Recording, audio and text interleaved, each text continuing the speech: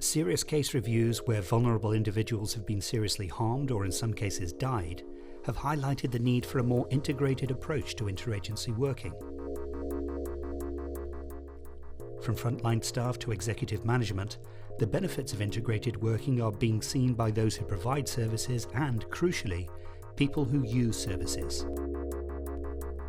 To date, much emphasis has been placed on closer, more coordinated working between social care and the NHS, but the role of housing agencies and their staff has also been identified as key.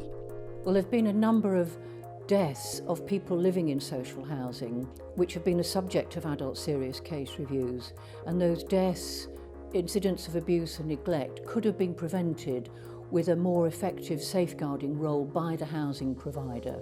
Housing officers need to work very closely with other safeguarding partners such as the police, such as their social care partners. Importantly, serious case reviews have identified that housing staff are especially well placed to identify people at risk, sharing information and working jointly with colleagues in other agencies to provide a properly coordinated response.